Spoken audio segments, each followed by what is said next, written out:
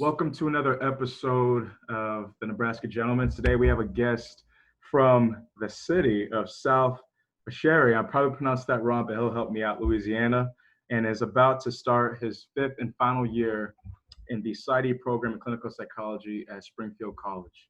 He's also a former D1 football athlete from the Bears, University of Central Arkansas. Today we are joined by my good friend, Marcus Dumas. Marcus, how you doing? Doing good, man. Doing good. Yeah, so I'm just going to be, usually you and I talk when we do link up just about deep conversations. I've always valued that. So I thought, why not have that again be today? So my first question, Marcus, is why graduate school? And what does your career trajectory look like? Tell us. Well, I mean, it's really simple. In terms of why graduate school, in order to do what I wanted to do, graduate school was what I had to go through, or what I had to I had to get certain graduate degrees, right? So, my ultimate goal, since undergrad, since I figured out that sports psychology was a thing, my ultimate goal has been to work with elite athletes, when it comes to sport and performance, and also just helping with, mental functioning, right? So whether that be sport, whether that be outside of sport, that was always the goal. So my mentor was my guidance counselor in high school. He basically, laid it out for me and let me know, well, if that's what you want to do, and this is where you need to get. So that's really simple in terms of why graduate school. Career trajectory, man, I would say that my career trajectory is probably slightly unconventional for anybody who gets a doctorate degree. I have other interests outside of counseling and working with athletes and being a therapist, psychologist. So, but basically on that front, on the psychology front, definitely plan on maybe being based out of a college or university, preferably a Division I school, but if not, that's fine too. Also some private practice action in there, being able to be, have my own practice or work under somebody else's practice independently, and also do some consulting, whether that be with like local team or, other colleges in the area, or even just, do my private practice thing. So yeah, that's on that front. But I'm also, photographer as well, take pictures. Also entrepreneur as well, working on women's clothing brand right now. Still in the baby stages, so I'll give more about that as things develop. But real passionate about that. Been working on that for a couple of years now, but through the rigors of the doc program, I haven't been able to take the strides I wanted to. But that's all a part of the process. And and also just investing in different real estate. Want to invest in real estate as well. So it's several things, like from a career point and bringing in money that I'm looking into being involved in, and I'm passionate about all those things. So that's what I would say career trajectory is for me. I like that. And you and I connect with the private practice aspect and just working at a potentially D1 school, and just consulting with the athletes and general population. But the women's clothing is something that I'm now learning. In the photography too, I've known that. So I'm definitely looking forward to hearing more about that in real estate in the future. Second question, Marcus, is you're a student. You just wrapped up your being a practicum fellow, and you work as a fleet. Let me make sure I have it down correctly. Fleet agent, screen agent at the airport. How do you balance that all, and what does self-care look like to you? Man, to be honest with you, in terms of the balance, it's really, I'm really not sure how to answer that. You know what I'm saying? Because it's like there've been 2 or 3 times throughout my tenure as a doc student about having everything on my plate that I literally went from one thing to the next, like maybe with the hour in between. So enough time to get from one place to the next and start the next thing. So in terms of balancing it, I guess the self-care aspect would be the thing that actually balances them. And, for me, consistently, man, just, I think taking pictures is definitely an outlet. I haven't always done that as much. Here recently, I have done that more. And, I feel like that's like my artistic expression and my artistic offering. So inspiration comes and goes with that. So that's why I think that's self-care, but it's not always like the main form. I will say things that I'm always engaged in, talking to family and friends. Like that's just something I do. Like I can call like 4 or 5 people. If 2 people don't answer, I got 2 more people to call. You know what I'm saying? Like, and then if they don't answer, then I'm like, forget it. Then all of them call me back at the same time, and I'm busy. You know what I'm saying? But talking to family and friends, always trying to get some physical activity in, bro. Working out. Here recently, I've been running a lot, which has been really cool, man. I ran a half a marathon about a week ago on my own, just not for an actual marathon, so half marathon. So that was cool. Yeah, man. Exercise, photography, fashion. I like just scrolling through fashion blogs and Instagram, looking for like inspiration for outfits, and like my girlfriend. Like that's really helpful to have somebody who's interested in that too. Yeah, man, those are the things that come to mind first. I try, and meditation is huge too, man. I think, I sit down in front of my monitor and I put on like a nature scene or just a real smooth music or like sounds that really resonate with, just being calm and stuff like that. So yeah, that's self-care in many different directions for me, I see. Yeah, those are all great, Marcus, and I look forward to before you leave New England racing you sometime to see who's faster. But going back to where you're from, we mentioned that you're from Louisiana. Just tell me about the culture growing up, because it's obviously very different than it is the East Coast. So tell me about the culture there and how that's influenced you today. Yeah, man, I think the biggest thing culture-wise is, you always hear people talk about Southern hospitality. And it's not that other places aren't as hospitable, right? I just think that across the spectrum, that's kind of like something that most of everyone in the South embraces. Now, of course, we want to definitely make sure we don't generalize and speak for everybody, but specifically for me, man, like my family I came up from, my daddy's side was relatively small. My daddy had 1 brother and 1 sister, and my aunt on that side had a lot of kids. My uncle didn't have a lot of kids, so on my mama's side, it was huge. She had 3 sisters and 4 brothers. 3 brothers. 3 and 3, I believe. But anyways, big on that side, right? So, plenty of weekends and sleepovers by cousins and by, and not even just like family, like friends of the family too, like would come through. My grandmother would cook. I always tell people this, like my grandmother cooked over the course of a week. My grandmother cooked probably 2 or 3 big meals. You know what I'm saying? So it was always food to eat. There's always leftovers, and people would just stop by, right? You know what I'm saying? It wasn't like she was just cooking for, I'm pretty sure like she cooked for the family, right? When she had all the kids, like growing up, but that carried through like even after. So, food is, a huge theme, man. Great food. I think South Louisiana has some of the best food in the world. Some people like to disagree, but, that's what I feel like. I think, yeah, man, like when I think of culture for me, man, I identify as a Creole male. So like knowing my cultural heritage is very important to me, understanding that all Black folks aren't descendants of slaves, right? Some Black folks are, I hate even using the word Black. People of color, people of hue, all people of hue aren't descendants of slaves. And some people are actually descendants of free people of color, right? People that own land, people that had, assets, people that were free, right? Like, what I'm saying? Like knew who they was. So that's huge to me, man. And, my dad, he always, made sure I knew that, talked to me about that. So yeah, I think being from where I'm from, man, family is huge. Food is huge. And, just the spirit of being communal and, receiving. I say being receiving to other people. You know what I'm saying? And with the current temperature of the country right now, it doesn't always feel that way for some people, right? So I'd be lying to you if I told you it always was like that when it came to maybe people that had looked different from me.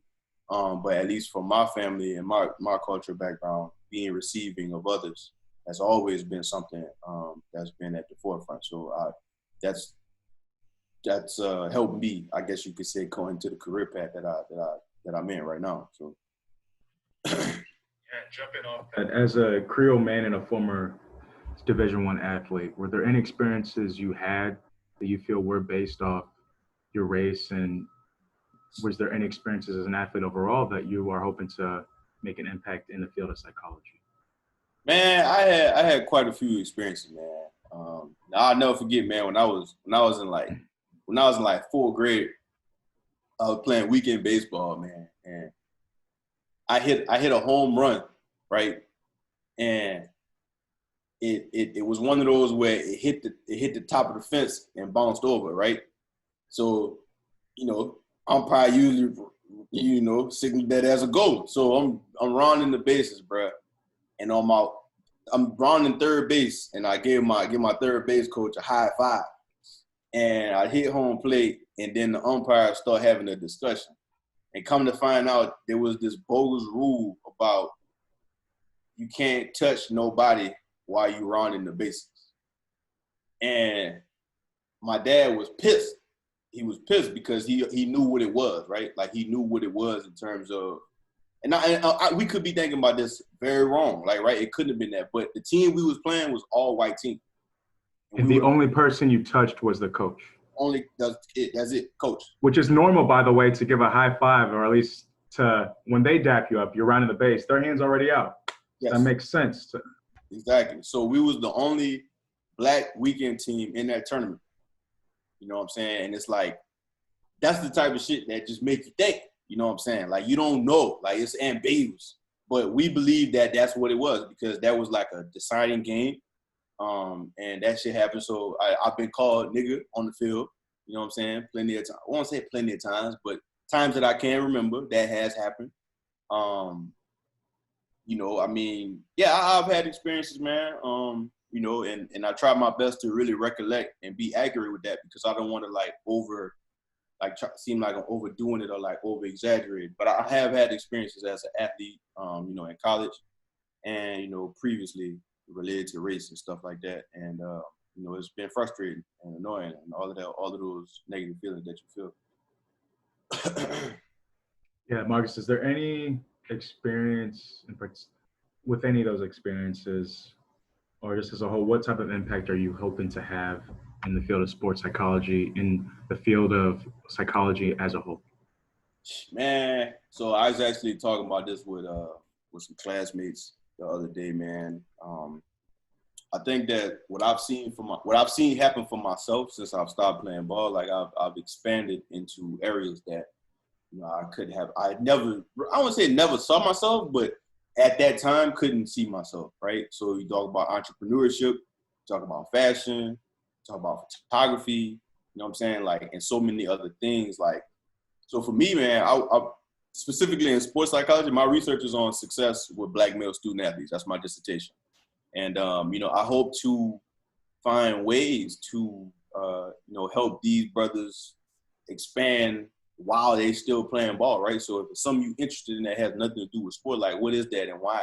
And how can we get you connected with that in different ways, right? So when you're done, it's not like you started from the beginning, like you already have a foundation of things to work from. So I think in terms of holistic development, that's really huge for me in my work in sports psychology and counseling with athletes.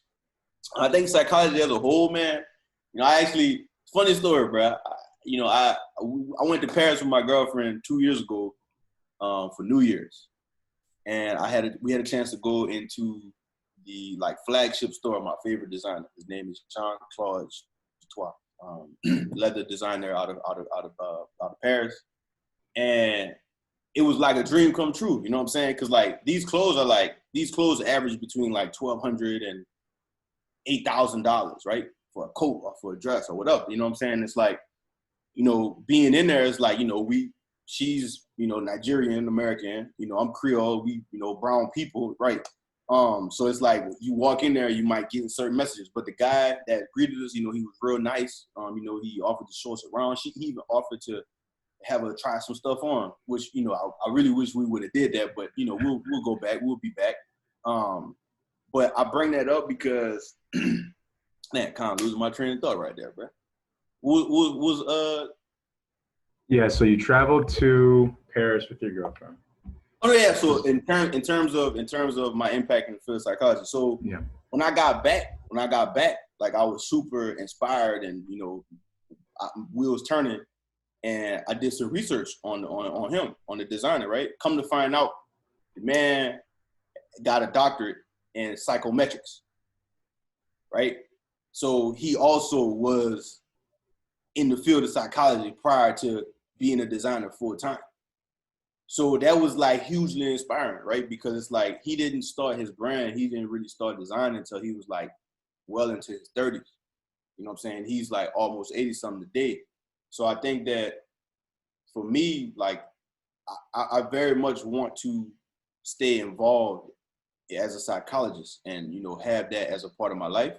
But I also want to be an example to show people that the knowledge and skills that we learn becoming psychologists and mental health professionals, like those things are so applicable in other areas, right? So so once I have a thriving brand one day, and these different projects I'm working on in different areas, that'll be an example to show psychologists and people in general, like you don't become a therapist to just be a therapist and be done, right? Like what we do, it goes in so many, it's worldly, right? It's worldly. So yeah, man, I think that's what the mark that I hope to leave, and that may not involve writing so many articles and so many books, right? But what it will involve is me involving with so many people from different walks of life, applying different things. Now, granted, I won't be doing therapy with these people, right?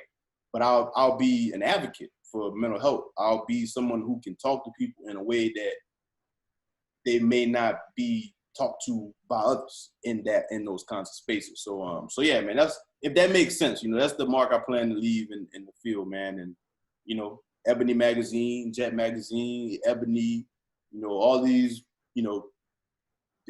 magazines and publications, man. I hope to have, features in them one day talking about similar to how we talking today right now. Yeah, absolutely. I mean, Marcus, you said it. The skills you learn in psychology are going to absolutely be transferable into those other things. And like you said, you don't have to wear just one hat to exemplify that. And I think that's great, and it's exciting to really see your future blossom in that way. Because rapport building is a big thing, relationship building. We learn that in psychology, and I can absolutely see you doing that with the amount of hats you plan to wear. So I think that's a great point. I want to ask now: is there anything that you think would be important that you would like our white counterparts, friends, colleagues, just people listening to learn about some of your experiences, like to really take away, or anything you want them to gain more awareness of? Man, that's always a big one, right? That's always a big question, because you feel like as a person of hue, like you feel like it's so much stuff that you want to say, and for them it can be maybe overwhelming, because it's like, damn, like like I'm guilty, and I feel these feelings of all these bad things that happened, and now I'm trying to work at it, and it's like I have so much. But I think, man, the biggest thing that I think, and I'm glad I came across this article. I was on a Zoom call last week with one of the professors from Springfield, white guy, and Dr. DeAndrea is his name. And we was on a Zoom call with two other brothers, older guys. One is a psychologist at UT Austin, and another one, he's a psychologist out in Baltimore, Maryland area. But they shared an article, and it was called Anti-Blackness, right? And the article was basically based on, like, racism isn't necessarily the word to use. Really, the word is anti-Blackness, because for so long, certain white folks, maybe it varies in terms of amounts, but certain white people have viewed people of brown and black and other skin colors as less than, right? So we because of the nature of our existence as human beings in this space, we're gonna be with you, because we can't go to another planet or another universe, right? But as we exist with you, we're going to see and believe ourselves and the things we create and the way we live as better, and see yours as less than, right? So I think that this idea of anti-Blackness is what I would want white folks to really sit with and learn about how to embrace others just for who they are, right? You know what I'm saying? Like, you know, a lot of times, man, you know, it's so funny to me. Like I've traveled so much in the past couple of years, right? And I'll go places and I'll see like people like in places, you know, like Jamaica or, you know, black spaces. And it's like, okay, you know what I'm saying? Like y'all enjoying the shit out of this culture, right? But then it's like in my mind, I'm like, okay, like what is it like when you go back to the US? Like, do you appreciate these cultural explosion the same way in the US than you do in Jamaica or when you go to these different other places? And it don't even have to be black and brown people, right? It can be, you know, like, I mean, black and brown's African diaspora expands very large, but it's like anywhere, right? Like you go places and you appreciate people's culture for what it is, but you don't do that maybe, or you feel a certain kind of way towards people that look different from you where you at. So it's like, yeah, man, really just sitting with that idea of anti-blackness, man, and like recognizing that like we human beings, bruh. You know what I'm saying? Like we all human beings, and it's like the nature of human civilization. Yes, there has been conflict, there have been differences, all of these different things. But I think the thing that really holds us together is that sameness, bruh. Like, you know what I'm saying? I imagine in America where everything that is of service to people can be found from people that look like yourself, right?